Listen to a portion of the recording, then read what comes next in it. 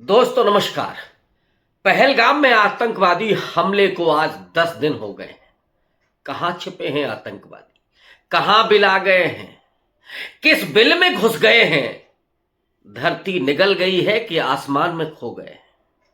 लेकिन मोदी जी, देश के प्रधानमंत्री, वो केरल में जाकर के पॉलिटिक्स पॉलिटिक्स खेल रहे हैं। रावण वाली हंसी हंस रहे हैं।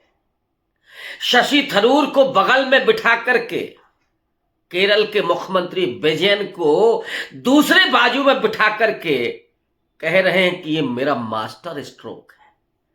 हमारे पास जो लोग बैठे हैं वो इंडिया अलायंस के बड़े लोग हैं। यानी हमने पाकिस्तान का कुछ बिगाड़ पाया हो ना बिगाड़ पाया, लेकिन इंडिया अलायंस में सेंध मार दी है। शशि थरूर को बगल में बिठा लिया है। और ये अभी सिर्फ 10 दिन गुजरे हैं। जब पहलगाम में हमला हुआ था तो पहला जो बेशर्म पोस्टर जारी हुआ था बीजेपी की तरफ से, वो क्या था याद कीजिए। उसने धर्म पूछकर गोली मारी, जाति पूछ करके नहीं। हिंदू धर्म की ही बात कर लो। हिंदू धर्म में तो 13 दिन के बाद 13वीं होती है, शोक मनता है।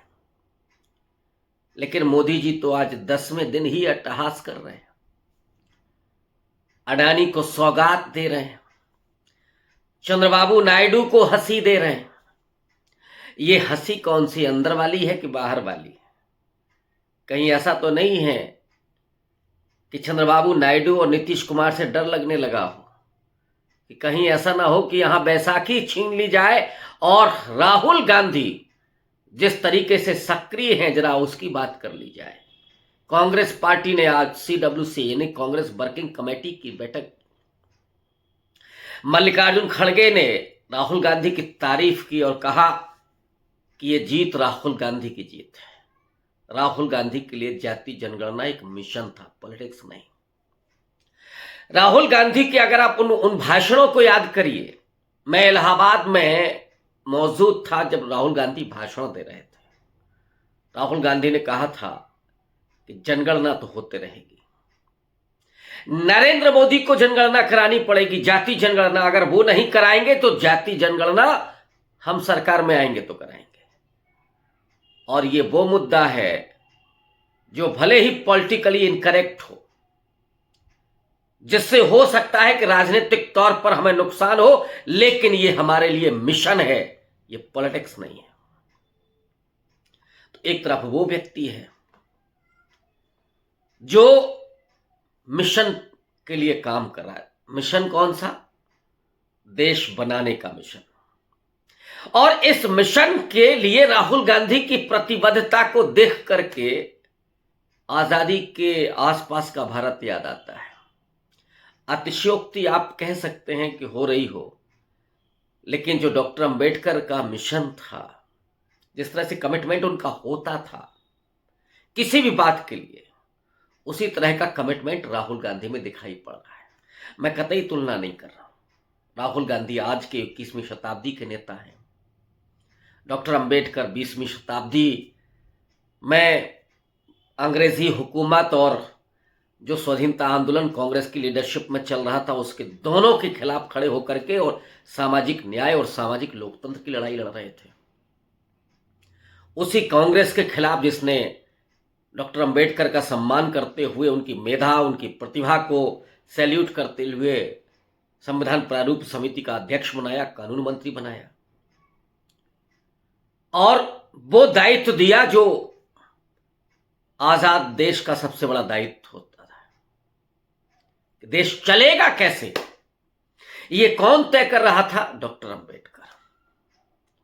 एक तरह से आप ये कहें, डॉक्टर अंबेडकर जिस मिशन को लेकर के कांग्रेस के खिलाफ ही खड़े हुए थे, उस पूरे मिशनरी को कांग्रेस पार्टी ने देश को चलाने के, कानून बनाने की जिम्मेदारी दे दी उस व्यक्ति के हाथ में।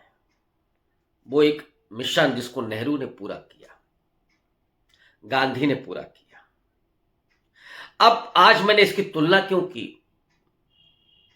अंबेडकर 20वीं शताब्दी के नायक हैं, लेकिन 21वीं शताब्दी में तो महानायक बन करके उभरे हैं। 20वीं से ज्यादा 21वीं शताब्दी में उनके विचारों की प्रासंगिकता बढ़ी है, और ये तब और ज्यादा बढ़ी है जब हिंदुत्ववादी सत्ता में आए और हिंदुत्ववाद के खिलाफ डॉक्टर अंबेडकर ने मुनादी की थी और ये कहा था कि अगर हिंदू राष्ट्र या हिंदुत्व सत्ता में पहुंचता है तो देश के लिए सबसे बड़ी आपदा साबित होगी। दलितों के बारे में तो उन्होंने सीधे तौर पर कहा था कि अंग्रेजों से ज्यादा क्रूर ये हिंदुत्ववादी साबित होते हैं अगर सत्ता में आते हैं। और आज क्या हो रहा है? तो खैर, हम लौटते हैं कि राहुल गांधी ने अपने मिशन के लिए उन्होंने कहा कि पॉलिटिकली हमको नुकसान भी हो तो भी हम जाति जनगणना करवा करके रहेंगे, और झुकना पड़ा और 56 इंच की छाती को जाति जनगणना ऐलान किया, सिर्फ ऐलान किया, और ऐलान भी ऐसे समय पर जब पूरा देश गोदी मीडिया के जरिए वो महाभारत में जो कभी संजय का किरदार था ना, वो युद्ध देखना चाहने पर आमादा हो गई थी।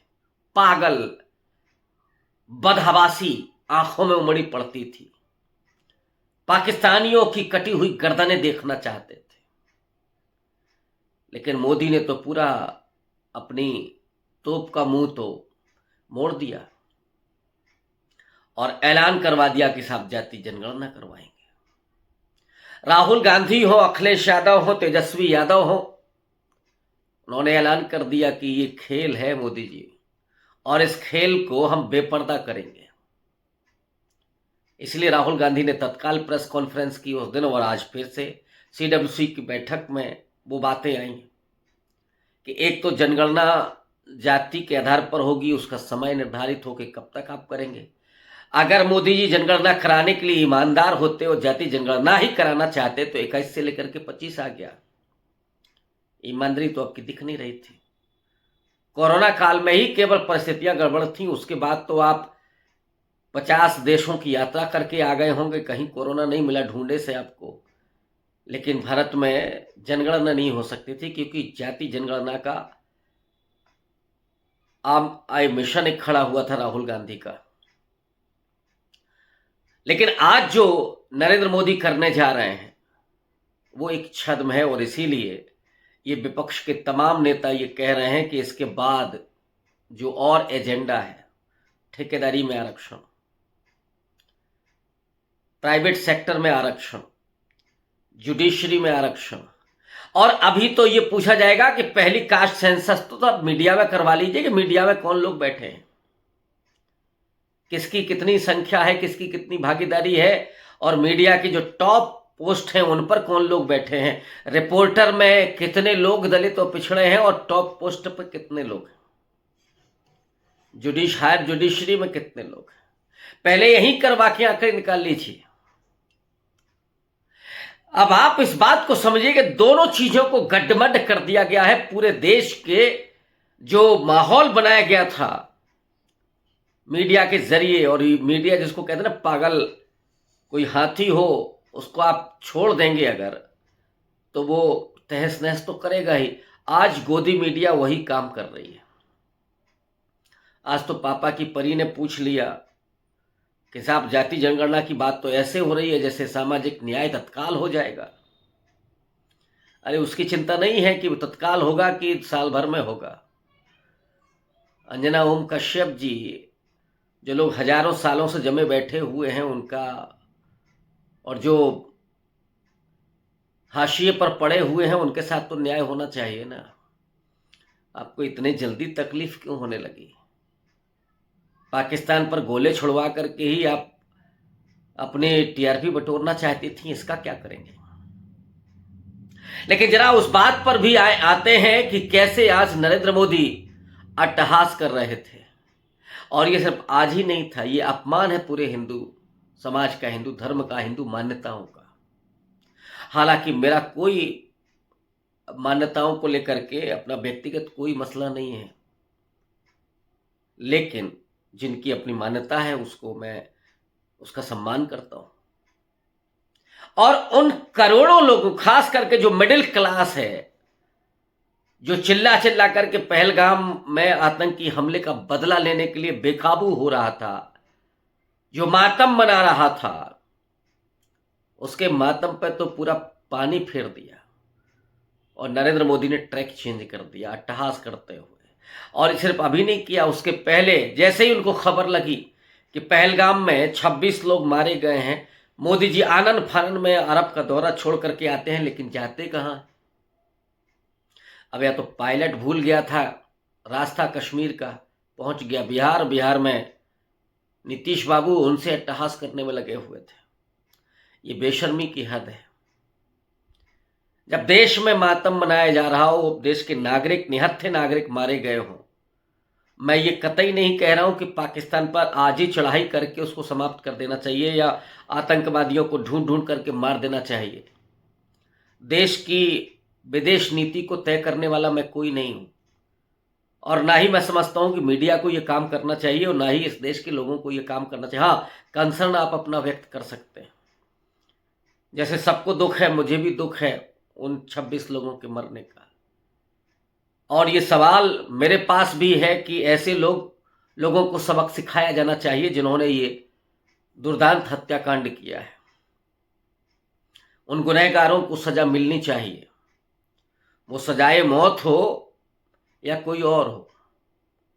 मैसेज तो दिया जाना चाहिए। अगर पाकिस्तान के जरिए हुआ है तो पाकिस्तान को भी ये मैसेज मिलना चाहिए कि उसकी हरकत को इंडिया कभी बर्दाश्त नहीं करेगा। लेकिन मोदी जी तो कभी पाकिस्तान गए थे बिरयानी खाने, अब लोगों के मातम पर कोई फर्क नहीं, अट्टहास कर रहे हैं। और इधर एक व्यक्ति है जो लगातार, जिसका कंसर्न है, जो देश के लोगों के साथ खड़ा हुआ है, जाति जनगणना की बात कर रहा है।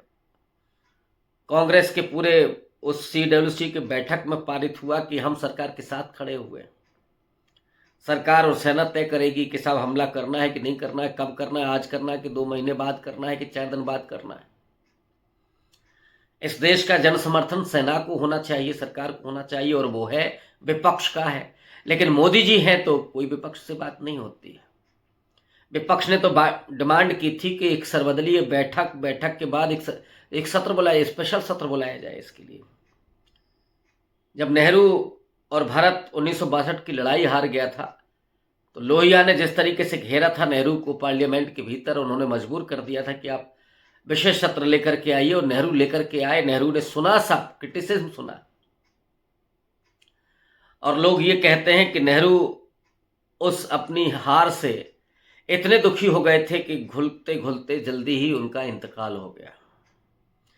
बल्कि वो स्वस्थ थे लेकिन फिर बहुत ज़्यादा नहीं जी सके। वो 64 में ही संभवतः उनका देहांत हो गया।